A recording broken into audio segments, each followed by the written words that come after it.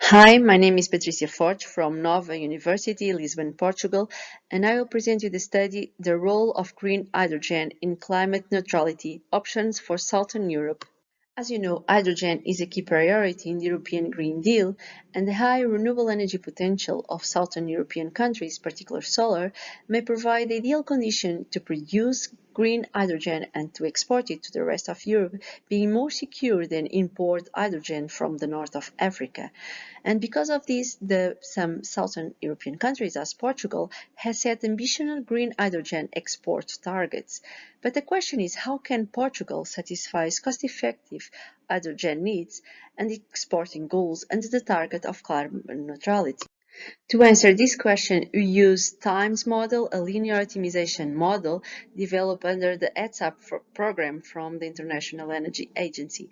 The TIMES PT model represents the entire Portuguese energy system up to 2050, and for this study, we expanded TIMES PT to include more than 350 hydrogen-related technologies covering production, storage, transport and distribution, and hydrogen use in end-use sectors, industry, buildings, transport, but also in power and heat production and to produce synthetic fuels.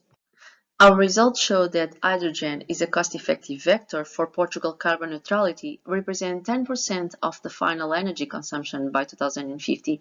Hydrogen will be produced by PEM electrolysis powered by onshore wind and not solar PV as expected, because this renewable energy source is mostly supplying the power grid and the decarbonization of the power grid. The exports of green hydrogen will lead to a higher pressure in the power system, and this will also lead to deployment of offshore wind floating for the case of Portugal, and of course this contributes to the increase of the investment costs. In 2030, hydrogen exports may lead to a reduction of the domestic consumption in more than 50%. And this is happening because the cheap solar PV and the cheap onshore wind are being used to decarbonize the power grid and to produce electricity for green hydrogen exports. Of course, this will lead to an increase of hydrogen production costs and can be more than €1 per kilogram comparing with the non-export scenarios.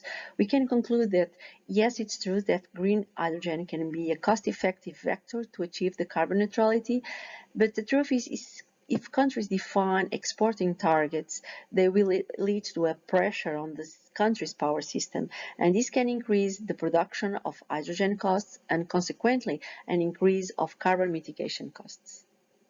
If you have questions or comments related with this work, please contact me. Thank you.